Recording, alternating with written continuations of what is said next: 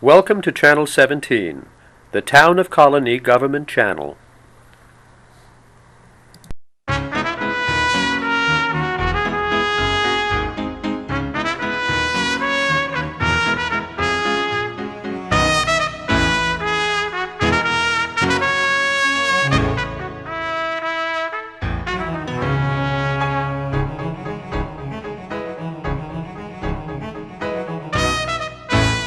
Hello, my name is Kevin Morgan, and I'm a member of the Town of Colonie's Veterans Oral History Project. The goal of our project is to record the wartime experiences of our town's veterans, and today I'll be speaking with Norbert V. Woods and his wife, Mary Margaret Bracewell Woods. They both were in service, both were in World War II, and have been residents of the town for approximately 20 years. Today is Tuesday, November 20th, 2007, and we're at the William K. Sanford Library. I'd like to welcome Mr. and Mrs. Woods to our program. Thank you very much, Thank Kevin. you for participating. We're glad to be here. Well, I'd like to start. It's very interesting. This is unique. We've interviewed veterans that have lived in Colonie before, but never a married couple. Were wartime marriages common, would you say? Yes. We ran into trouble. We were married in Portsmouth Naval Base, where we were both stationed, and apparently they didn't want us to get married because when we come back from a 5-day honeymoon, so to speak, my orders were waiting to report to the Fleet Marine Force. So then I was separated from Mary for about 2 years. We didn't think we would be able to have any children, but we wound up having 13. So, well, obviously some different circumstances than the Yeah. typical marriage, honeymoon, and then get on Yeah. with your lives. The war interrupted everything, Right. it seems. Well, my best man was a Marine from the Naval Base too, and his orders were waiting him too, so he was sort of punished for being with us at the marriage. We didn't realize that they had any big objections to our marriage, but I suppose they were afraid that she might get pregnant right away and have to leave the service or something. So would you say from higher ups, from officers, or just the culture at the time, was it somewhat frowned upon to have children right away? I think so, yes. Yeah, I think it because was. of the urgency Yeah. of the times. Yeah. Well, let's start Right. with you, Mr. Wood. Yeah. I understand you were in the United States Marine Corps. Yes, Reserve, United States Marine Corps Reserve. Could you tell me how that came to be? Where, in other words, where were you, let's say, when the United States entered Right. the war at Pearl Harbor? How did your mindset draw you to become a United States Marine? Well, right after Pearl Harbor, at Siena, they started a pilot's program under the auspices of Siena College and the Civil Aeronautics Bureau. And I earned a private pilot's license there at Siena, and but then decided I wanted to go into the Marines. So I enlisted in the Marines actually April '42. And So you initially was it thoughts of the Air Force? well, that was a general idea that the program was scheduled for, and some of my friends did go into the Air Force. What And, personally, what inner conviction or what motivated you to join the Marine Corps, to make that switch? Because there was 10 or 15 in my class at Siena that joined the Corps. We all joined together. And Was that the would you say the patriotic mood of the country at the time? definitely, yeah, we were all anxious to go in, actually. In the Marine Yeah. Corps, I understand it was not through a conscription, but rather through volunteer. Yeah, right. You had to volunteer. So you right. wanted to be there. I wanted to be there, right. Well, where did they send you after you enlisted? Well, after I enlisted, I had orders to report to camp to Parris Island, which is a Marine Corps boot camp. So my mother, I was only 19 at the time, and my mother took me to the train station. The Albany train station? She took me to New York, New York. to the Penn station, and we said goodbye, and I got on this troop ship. A troop train, and it took several days to reach Paris Island, and kept stopping, and every stop more Marine recruits would get on the train. So then we arrived in Paris Island, and we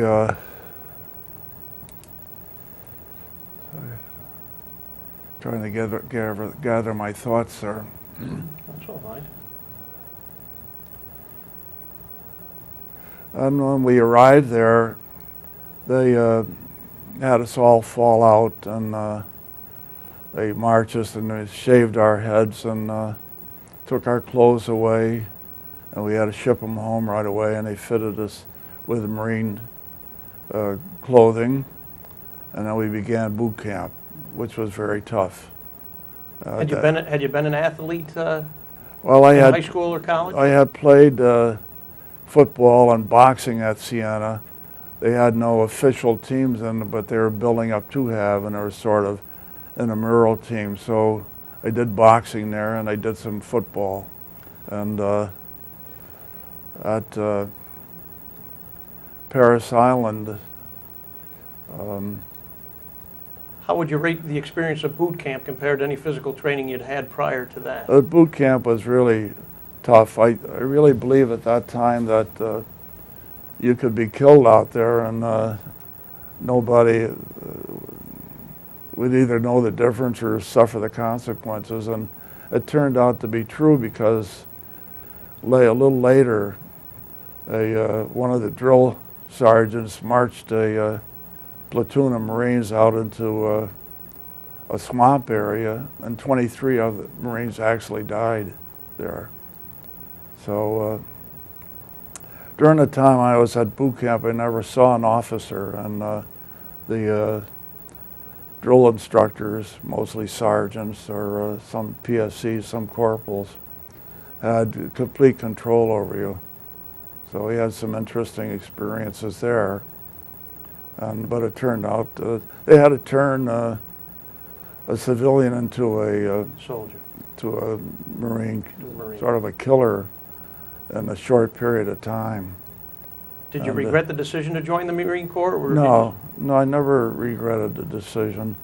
You felt your training was fair and necessary. Yeah. Early in the war, of course, the United States suffered many reverses, as did the other allies in the war. Right. How did that news strike you in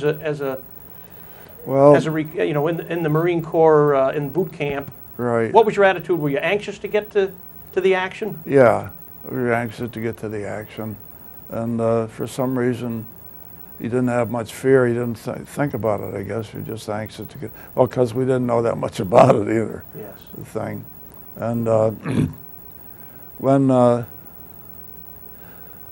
actually was commissioned when I was still 20 years old as a Marine lieutenant, and my first assignment was to the Portsmouth Naval Base, and I was an officer at the naval prison there, and I was instructed to form an honor company, which was a new idea at that time, where instead of sailors and Marines going through the prison and getting a dishonorable discharge, those who wanted to straighten out their lives were given a chance, and we took them out of the prison into tents and Quonset huts on the grounds and gave them half a uniform.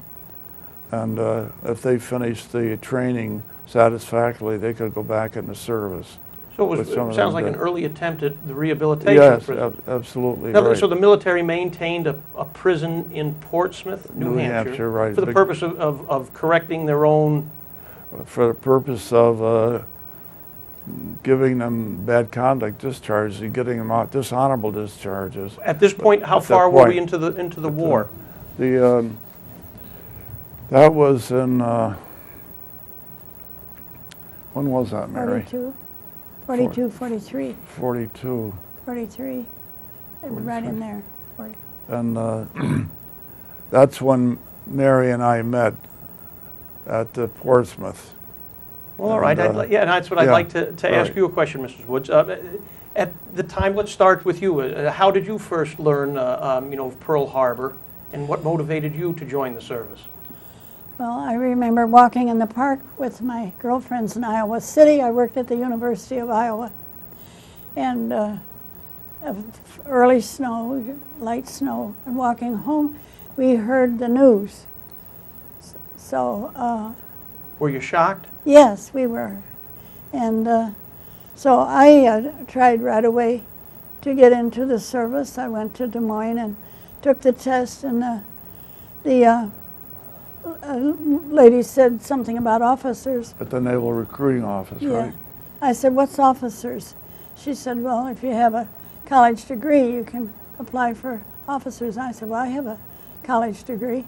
So I was able to sign up to be an officer.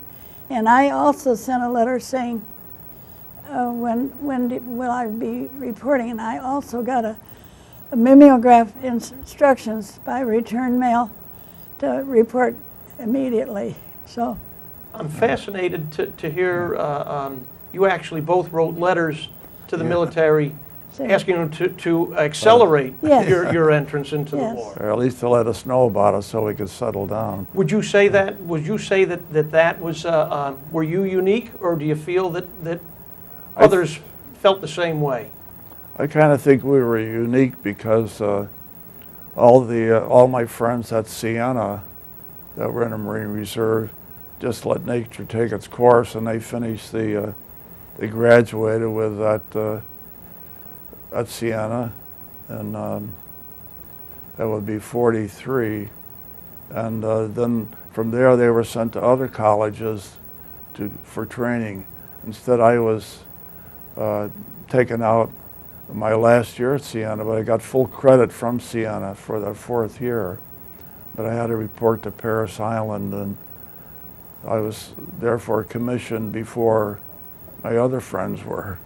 So when you got out of yeah. college, there was no summer off or looking for another job. You immediately right, jumped yeah. into the fray. Yeah.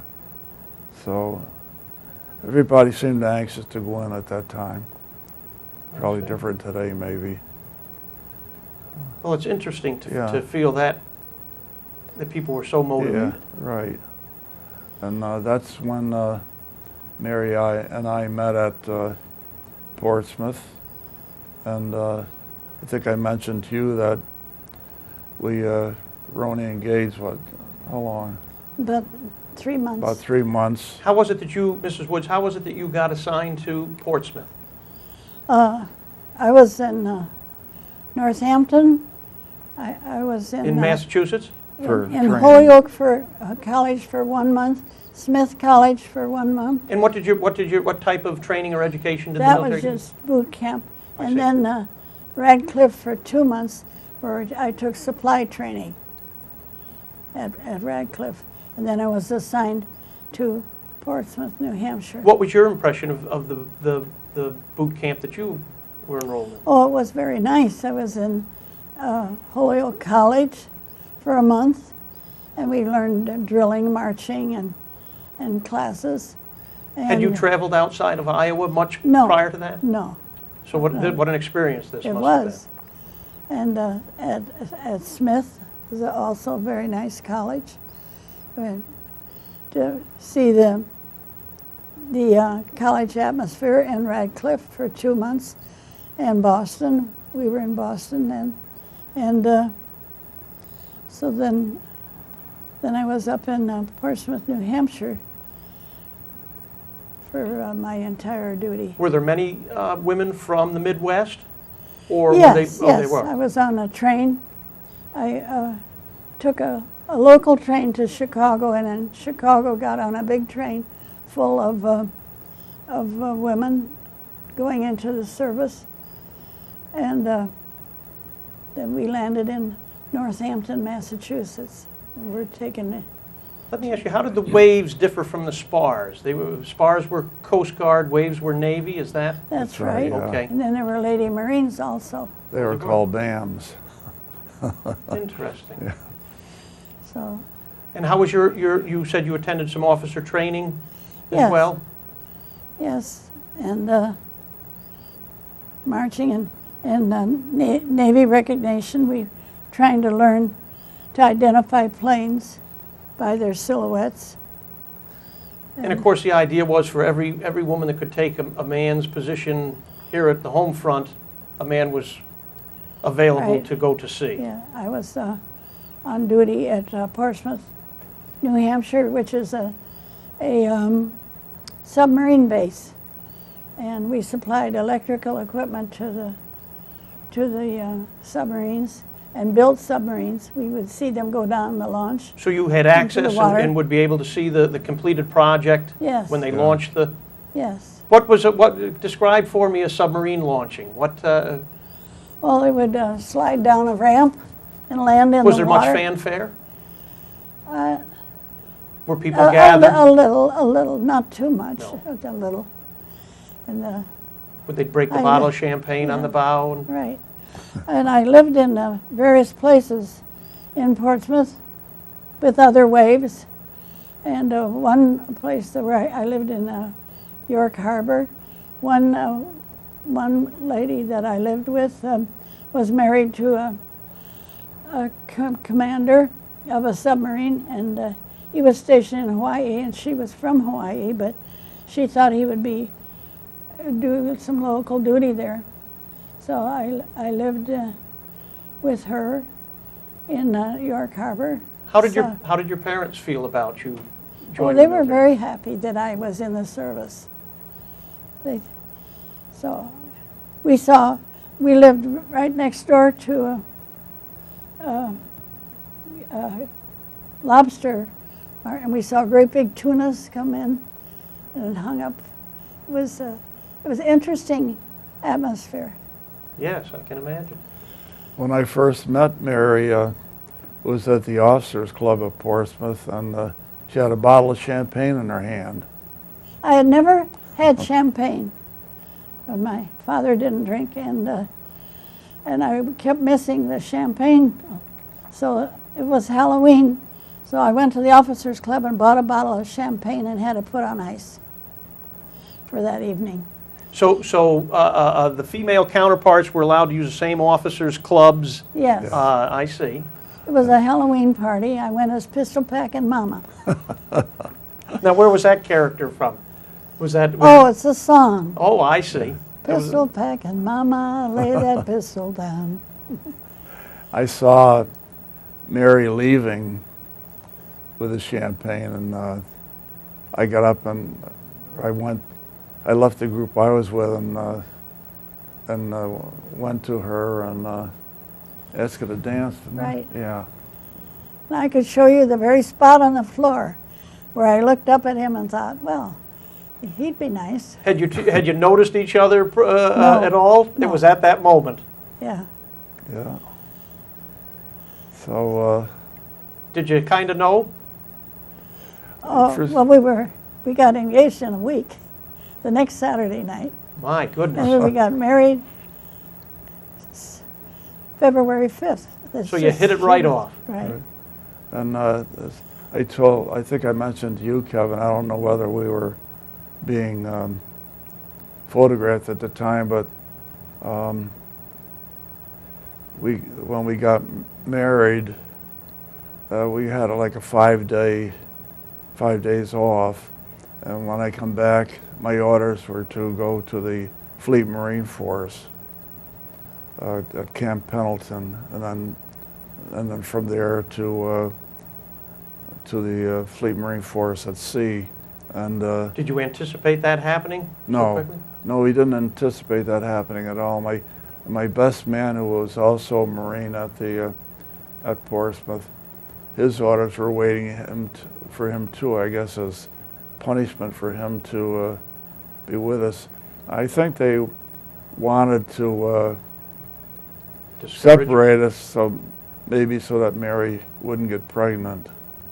But anyway, I had to leave, and it was really rough leaving her there. Well, I suppose Going Uncle out to- Sam felt they'd invested so much in your career. I suppose that was They wanted it, you for yeah. the purpose they had trained you for. Yeah, He came back on our second wedding anniversary. That happened. 2 years later. yeah. Did you anticipate as a young couple in a courtship that lasted a week how difficult and challenging No, it we was going to didn't. be? No, No, we didn't. no. Norb rode every day. He was out in Hawaii training 2 different sessions, and he rode every day. And his Well, for having such a short engagement, Right. you still the love must have been so strong to miss each other so greatly. we did. Yeah, it was. We It did. was. That's a marvelous. Yes. That's a marvelous happening right He was there, very. isn't it? He was very loyal. And that, when I got through Camp Pendleton, they were establishing the 5th Marine Division, and the purpose of that was to actually retake Japan, actually invade Japan and take over. So take over that what country. time of year was it that you would say that you went to Pendleton? What year are we in? That was 44. February '44, and so then I went to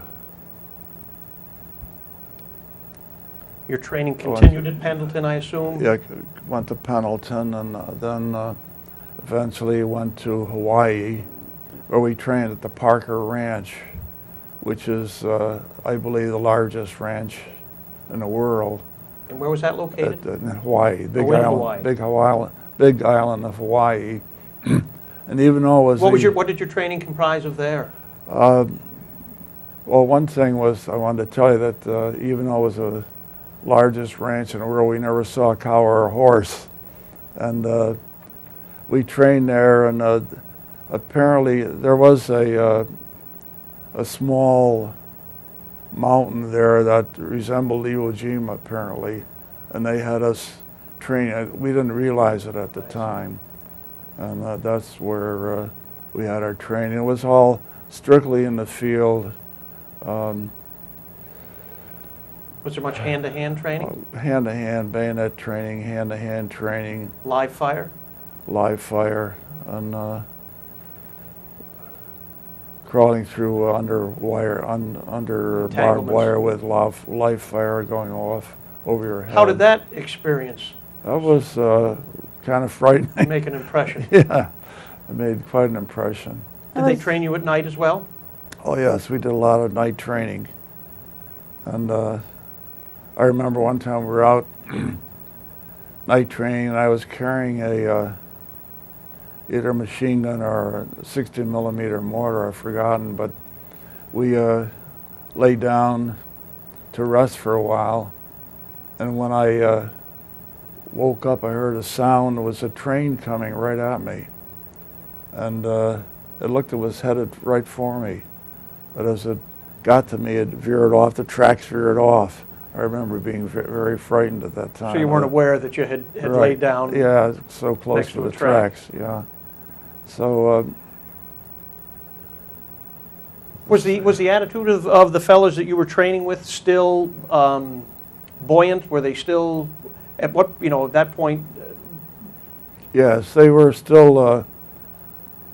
Our whole group of Marines was very buoyant and anxious to go, and Had you ever interfaced with Marines who had been in combat and had Yes. an opportunity to talk with them? yes, while we were at Hawaii, we had a lot of people come in from Guadalcanal that were with the paratroopers there, and they were embedded with us, and they helped train us, so we did have their experience. And when we went to Hawaii, we took a ship. We got on a ship at Hilo, and went to Honolulu aboard the ship, and I ran into a friend of mine there who was a Marine also. His name was Ted Yund, and he was a graduate of Siena also, and he was one of the fellows that had stayed at Siena instead of asking more or less to get in a hurry. He waited, took his turn there, but so then we wound up in Hawaii together. He was in a reserve, 3rd Marine Reserve outfit then, and his ship too went to Hawaii, to Honolulu, which neither one of us realized where the other was. So I remember being in we had a few hours leave, my particular ship did, and I was walking through the town trying to decide what to do, and we came to the small, I came to this small cathedral, like a little cathedral in Honolulu, and I went in and said some prayers. There was nobody else in the cathedral. And a little while, I heard somebody walking up the center aisle. I was over on the right-hand side, and I looked, and it was my friend Ted Yund from Siena. And so we got together there. We were amazed there. Must have been a nice reunion. Yeah, but his ship stayed there. Neither one of us knew we were going to Iwo Jima at that time. And so I got aboard my ship that same day, and we went out, one ship all by ourselves for several days, and then we got fairly near Iwo Jima, and still only one ship that I saw. And the next morning when I woke up, I looked out and there was a sea of ships, United States ships, and I was told later there was 800 ships there. So it went from 1 to 800 like almost just overnight. And then that must have given you some reassurance. Oh yeah, and I know they had been before that they had been bombing and shelling Mount Suribachi and Iwo Jima for many days. So we kind of thought it might not be much trouble landing at Iwo Jima. And aboard ship, last few days before we got to Iwo, they had mock-ups of Iwo Jima and Mount Suribachi made up on ships so we could study that. And you were a lieutenant at this point? I was a lieutenant, yeah. First lieutenant? No, second lieutenant, yeah. And how many men were you responsible for? About 35. And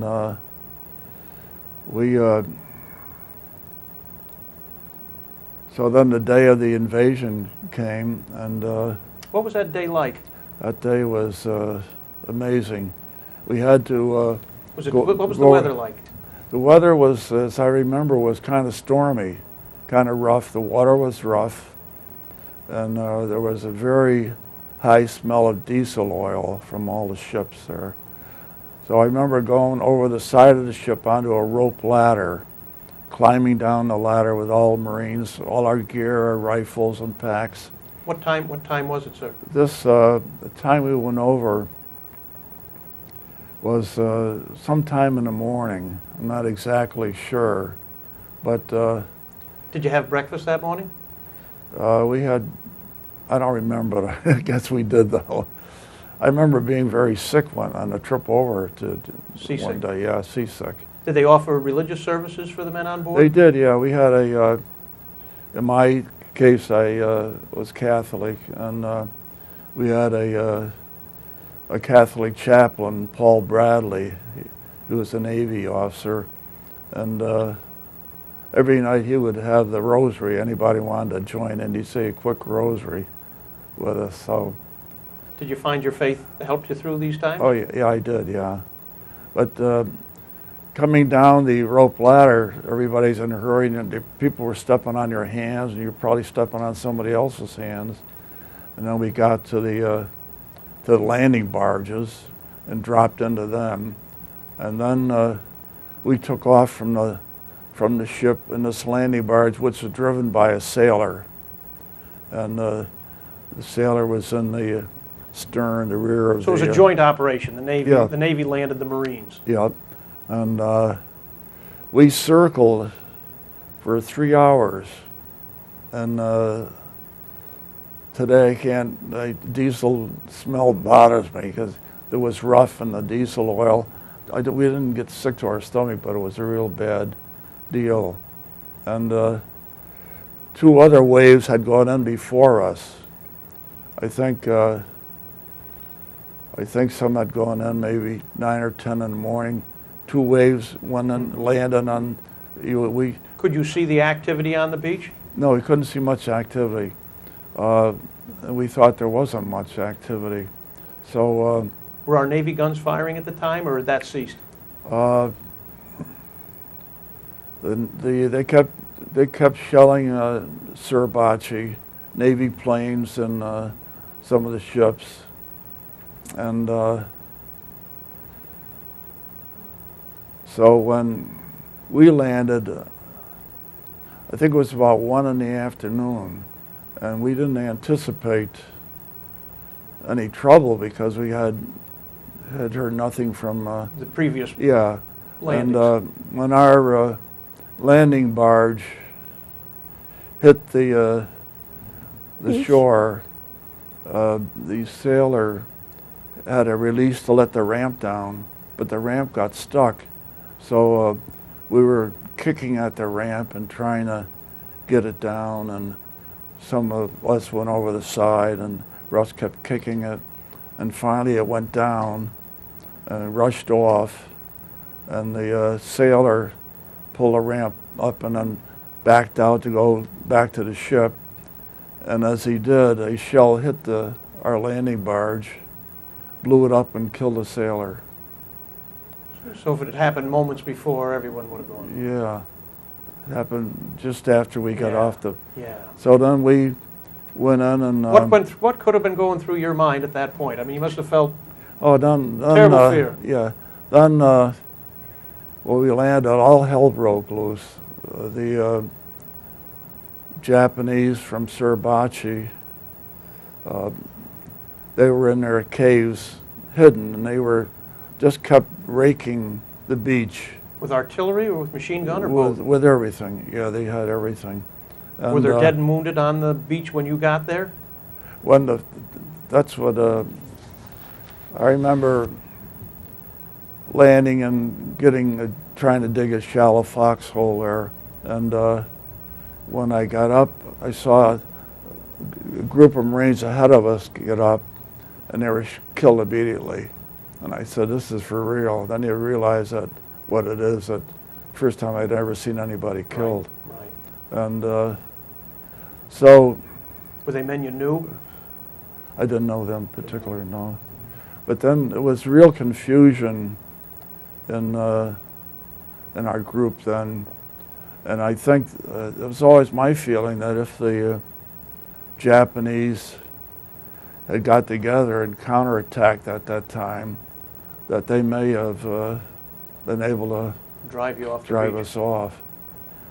But as it happened, they didn't counterattack. The only time we could move was when planes come in and shelled Mount Suribachi.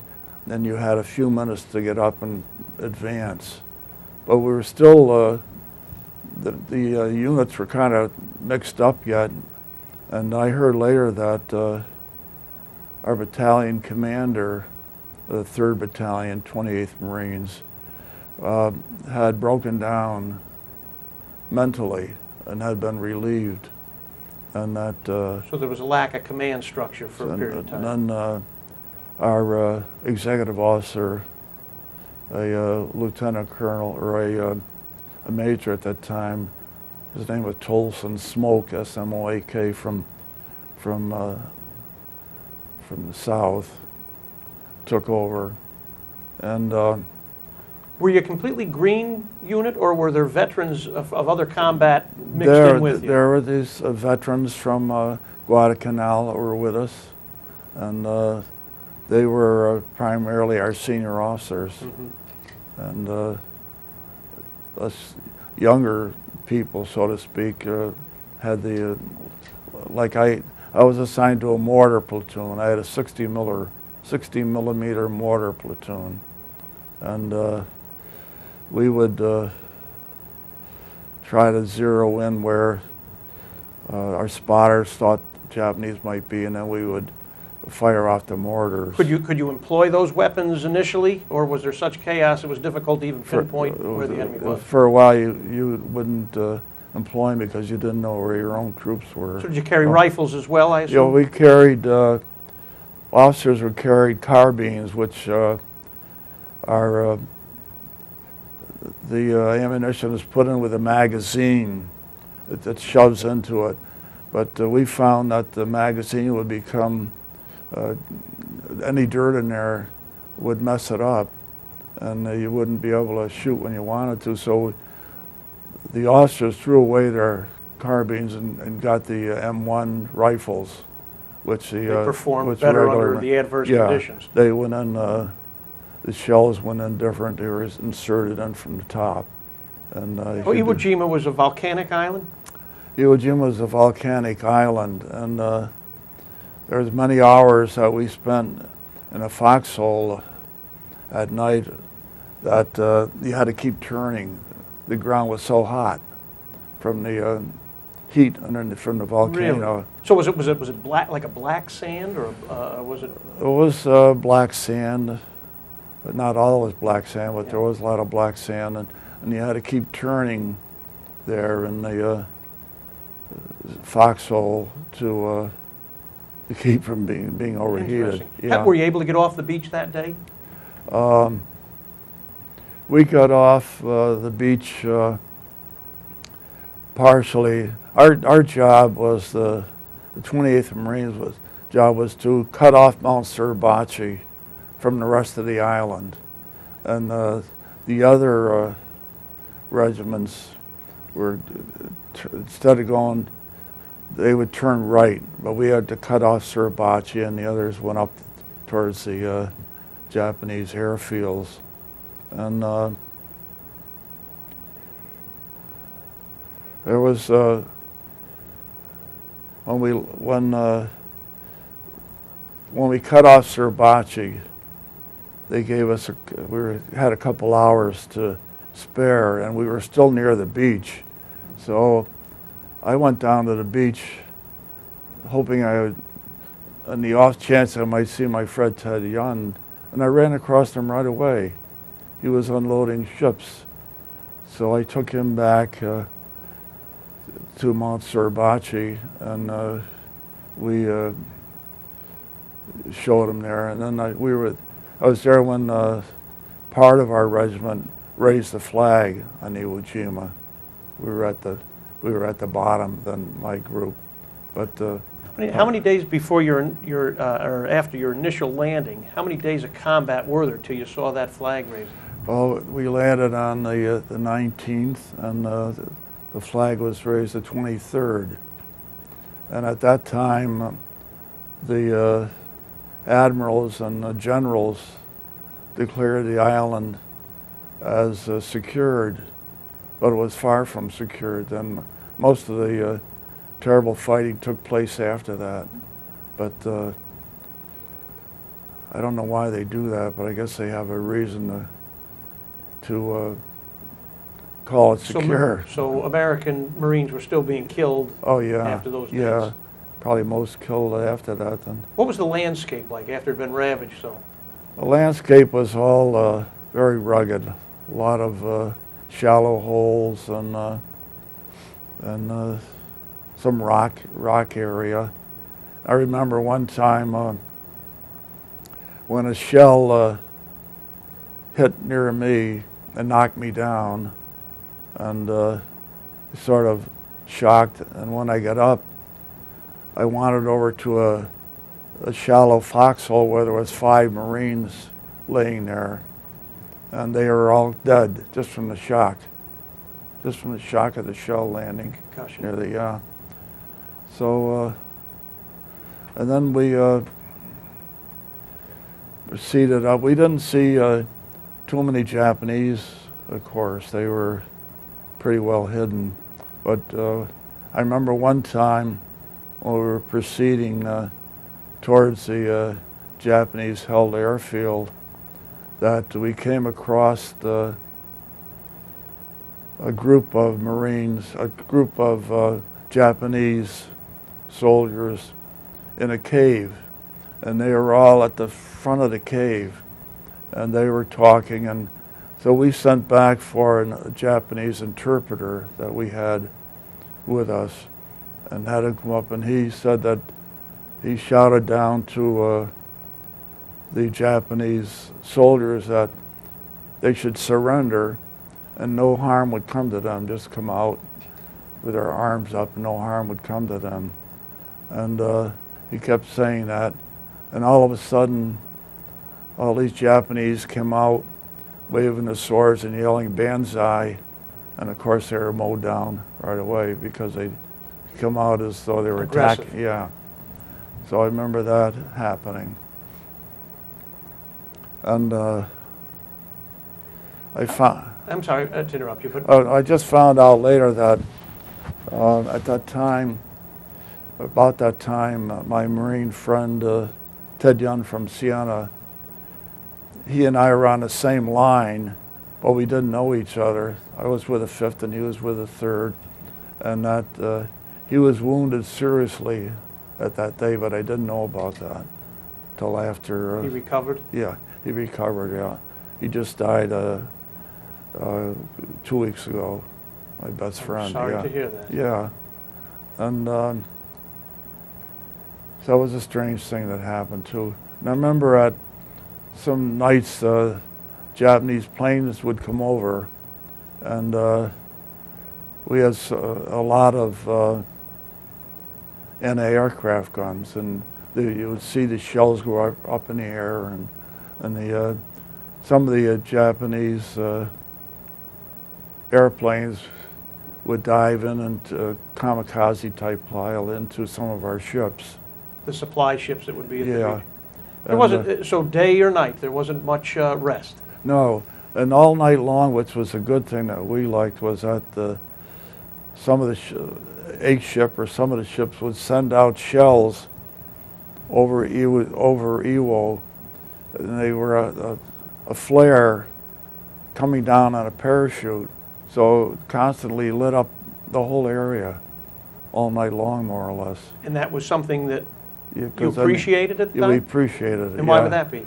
Because then you could either see if the Japanese were moving or else they didn't move then. I see. Were there any night attacks? There were night attacks, and what we would do at night, the Marines would, we'd put out a perimeter. We had trip flares out there, and if Can you describe what a trip flare is? Yeah, it's a wire that goes across the ground, and it's held into the ground with a stake, and if someone hits the wire, it sends off a flare of light I see. and lights up that area. And then... Did that occur at any time? Oh yes, it occurred several times. And immediately put you on alert? That's when we would start shooting out there. And did you bring your mortars into play from your unit? yes, we kept mortars going all the time. And What was the temperature like during the day versus the night? I don't remember too much about it, but I don't remember being cold. We Were mosquitoes a problem, or No. were there any concerns, any illnesses to be leery of?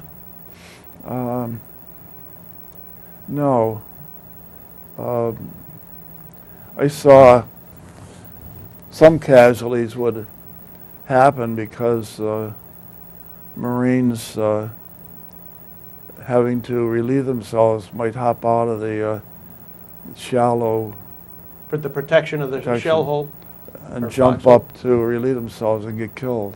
So several get killed that way. And see, what else was I going to say? How were your supplies kept up? How, as far as your food and equipment? Oh, water was brought up to us, and K rations were brought up, and they were fairly satisfactory. What was in a K ration? Well, it might be a piece of cheese and a small can of Spam or something, a couple of dry wafers or something. But no warm food? No warm food, no. And but they were satisfactory. How do you feel your training that you received prior to this engagement? How did it stand you when you were actually in battle? I think it was good training, because Did boot camp make more yeah. sense? Oh yes, yeah. Keep your head down and keep going.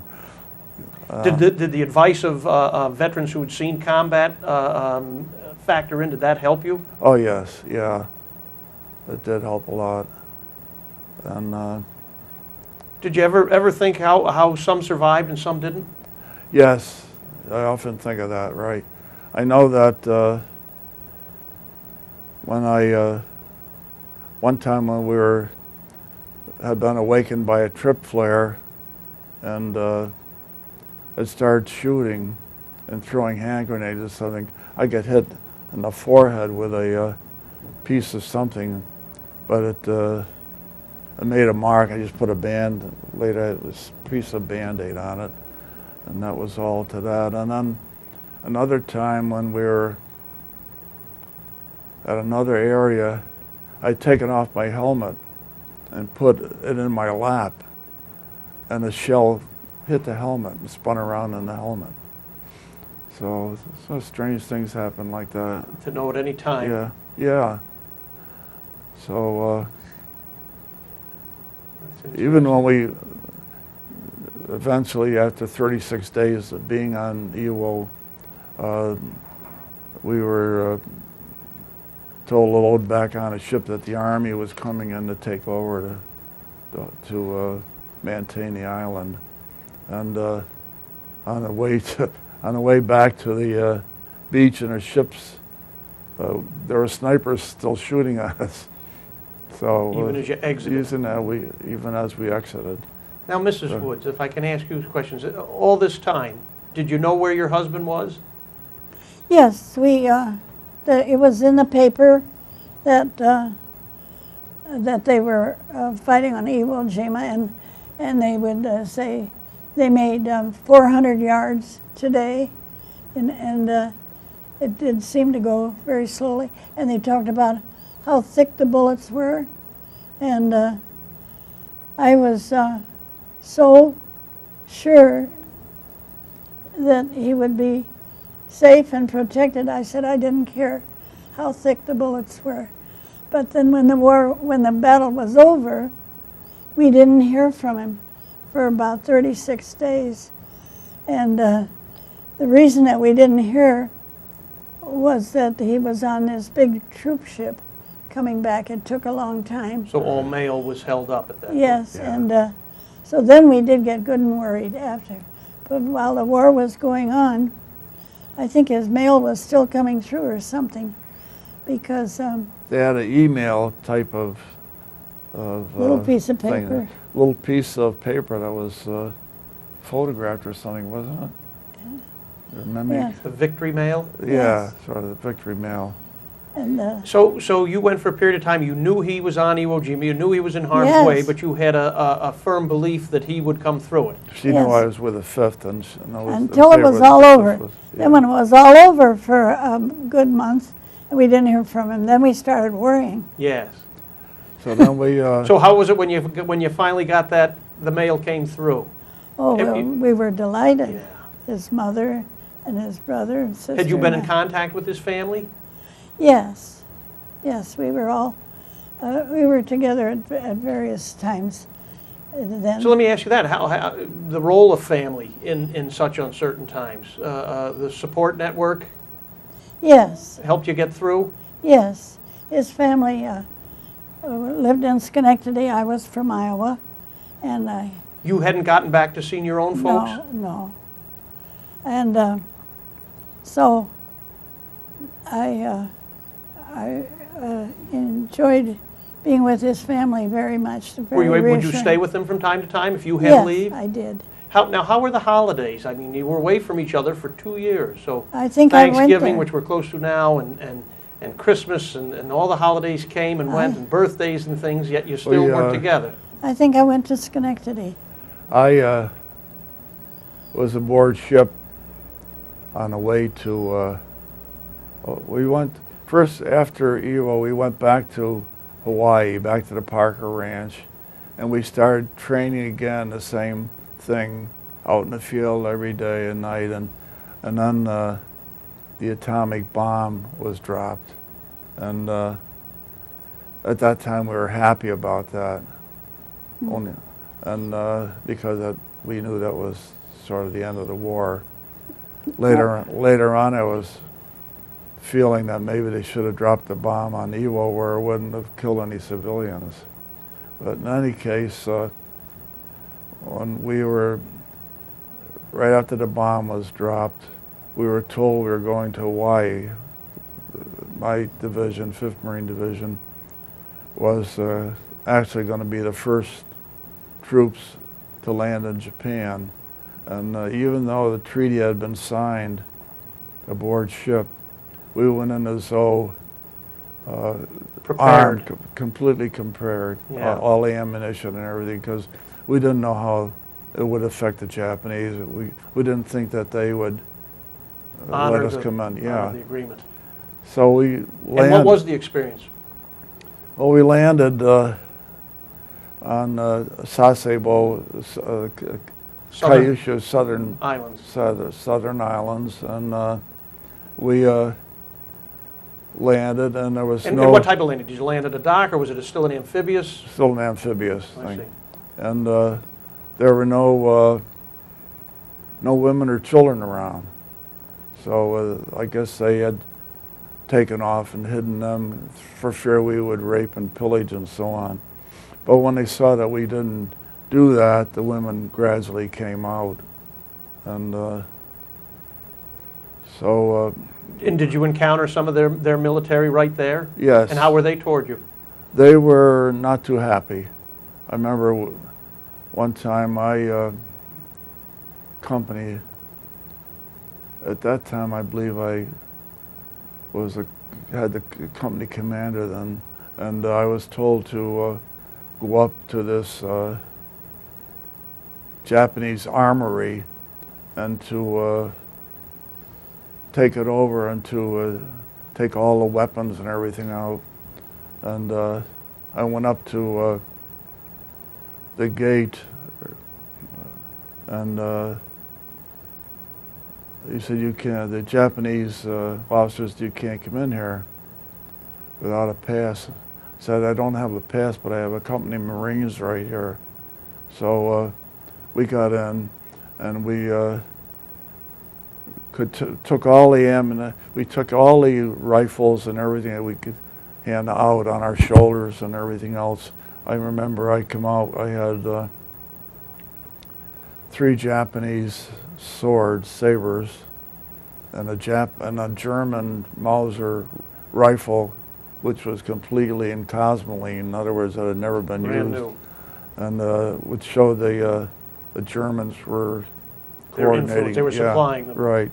So I got those out, and actually got them back to the States, but then they were destroyed in the fire later at my mother's house.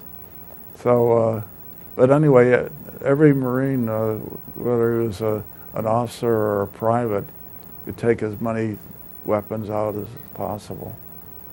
So it was interesting. So you were part of the occupying force? Yeah. And for how long were you there? I was there for 6 months, and then came back to the States. And I remember that aboard ship coming back to the States, I was with our battalion commander then, and his name was Tolson Smoke, as I mentioned before, from the South, and he said, as we came into San Diego, there was a lot of of our ships already in there being sort of mothballed or something. And he says, Woods, if I owned those ships, I could rule this world. I gave him a little. He still had the fighting spirit. Attitude, yeah.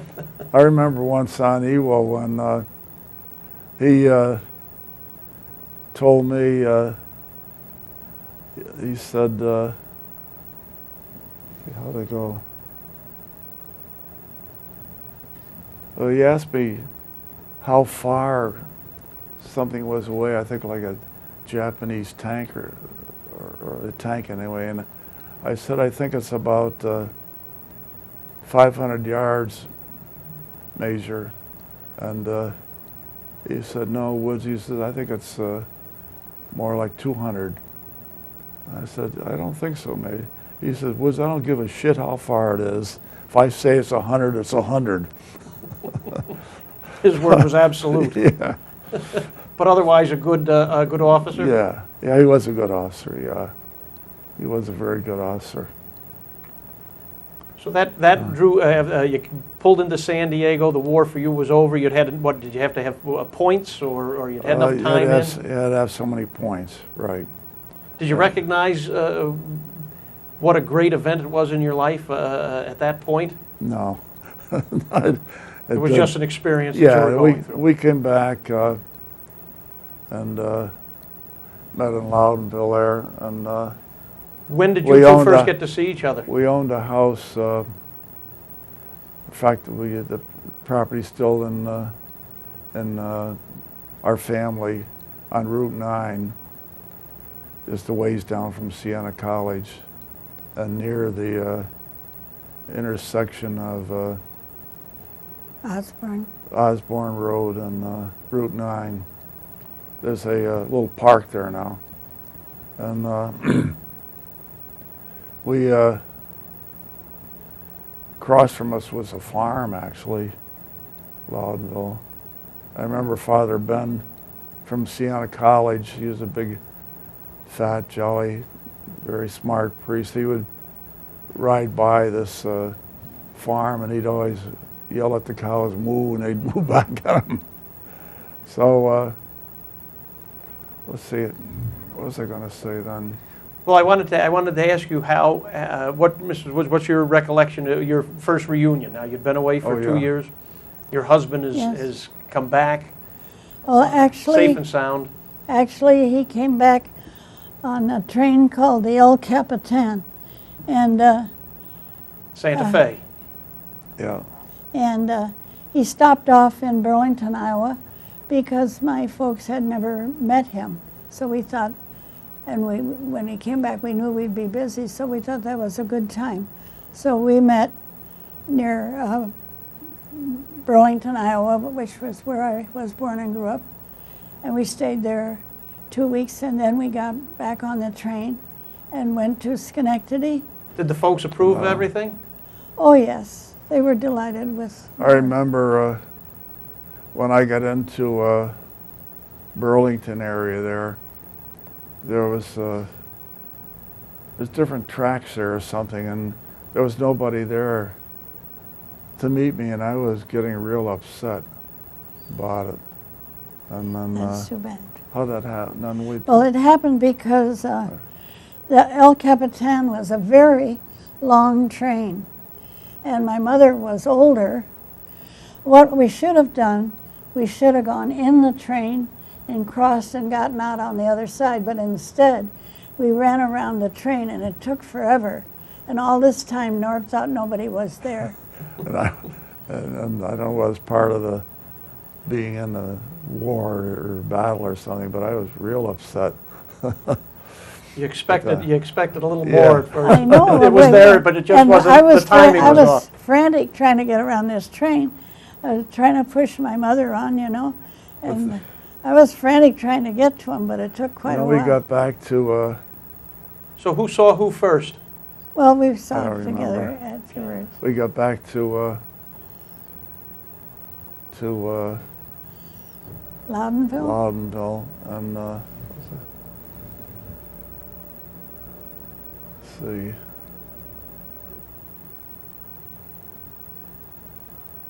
I forgot what I was going to say there, but anyway, we got back to Loudonville and started our civilian. Well, what I was going to point out is that there was no talk at that time of because you're in a battle, you're going to have some sort of a bad feeling or a psychosis or something. Nobody Understood the post-traumatic stress yeah, there was syndrome. none of that stuff, and so we just went about our business, and there was no situation like that at all. Do you wish there had been an understanding of that at the time? Were you haunted by No. any of the memories? No, I remember if I heard a truck backfire or something, I would always jump or something, or so React to it. Yeah, react. Right out. But there was no feeling of any mental feelings or something that you were concerned about. In fact, now it seems to weigh more heavily on. I think some of the older veterans now that it's sort of bringing back a lot of that stuff. Well, you have more time to reflect on it, Yeah. I suppose. And things going on nowadays, the war in Iraq and like that. You can understand what yeah. young soldiers and Marines are going through. Yeah. And Did you keep in touch with anyone in your outfit? I know you mentioned your friend. Ted Young, and had a couple others I kept in Yeah. touch with. Did you lose Most- any? Did you lose any on most- Iwo Jima? Most of them I lost. Yeah. Really? I wound up. What was the percentage of men in your outfit that didn't return? Would you say? Probably Did you have close high casualty rate? Oh, extremely high. Yeah, I went in as the youngest lieutenant, and wound up being company commander for a while. So everyone above you everybody- was killed. Killed or or wounded. wounded or something, right? And you were sort of happy if you got wounded. I remember many of my friends say, "Hey, I got wounded. I'm heading down to the beach to be evacuated." So here they were with a severe injury, but, Yeah, but happy- recognized that it was a happy ticket home. Right. Yeah. Did you envy them at the times? I did. I was sort of hoping I would get maybe a wound Something bad not enough to too get bad, out of but there. bad enough to sideline Right. you. I have to admit the truth. I did think about that. So Is there any American grave sites on Iwo Jima today to mark those lost? well, there was thousands of them, and I'm not sure right now. Where their final whether resting they- place yeah. was? Yeah, I'm not sure if they. It seems very funny now that the Japanese own the island again. It's funny how The things- ironies. Yeah, exactly. Yeah. So. Too bad there wasn't a more peaceable way to Yeah. resolve things and at as the I time. say, I was later on in life. I got thinking, why didn't they just drop the bomb on some place like Iwo and save the civilians in Hiroshima? It would be a good and- question for a historian. I don't know. Yeah. Maybe perhaps it wasn't ready at that Yeah, time. I don't right, know. Yeah. I remember at that time while we're there in Japan, or just I meant to mention this too. Coming back from Japan, and I think on the way there too, we crossed the international date line, and I had 2 Christmases and 2 Easters. So, and I also remember. Did they feed you better on those days? I remember being in a bad hurricane coming back from While on a Navy Japan. ship? Yeah, on a Navy ship. And How did that affect you? well, it was exciting. Yeah. And I remember thinking, because at one time we had gone close to Hiroshima, and I was thinking, jeepers, we'd never be able to have any children. You know, So you understood I was worried. the radioactivity Yeah, and the yeah. illnesses it might cause. Right, yeah. And I had contracted a disease on Iwo, Japan. hepatitis. I think it was hepatitis C, I think. And I was thinking all these things, and we'll never be able to have any children. Thank God we were able to have 13. So it turned out well. That's wonderful. Yeah. That's wonderful. Well, yes, you mentioned 13 children, so you settled down in Loudonville, started your family, Yeah. Yes. and didn't look back. Just Right. and what was your career in? My career, I went to Fordham University Graduate School and had a double major, and one was social work and one was criminology. And And did that stem from your time you spent at Portsmouth in Yeah. the Naval He- Prison? When he Exactly, started yeah. the first honor company, yeah. he was interested in rehabilitation. and today Fascinating.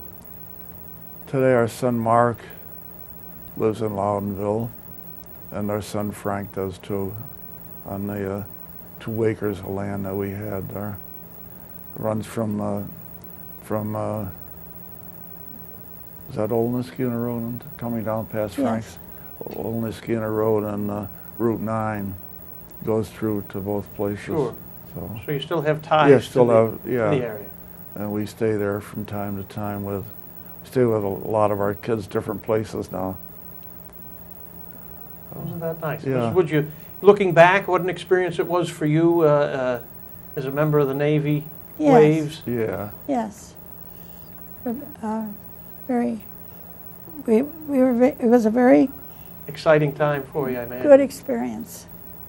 Actually, I think it would be nice if all young men could have 1 year of military service. And like why they would do that in- be? To They do in some countries. It's just broaden your yes, horizons and your you understanding? make friends. It's a interesting step, just like going to college. Your years in the service. So you don't have any regrets? You were glad that you Oh, did what yes. you did? Very happy. I'd like to thank you both. I think it's been a marvelous time here to talking with you about your experiences. I hope so, Kevin. Really, you two have a unique situation, and it's a very fascinating story. And I want to thank you both for participating in the Town of Colonie And thank Veterans Thank you. History Project. you for asking us to become involved. You're very welcome. Appreciate it very You're much. very welcome. Thanks. Thank you. Thank you.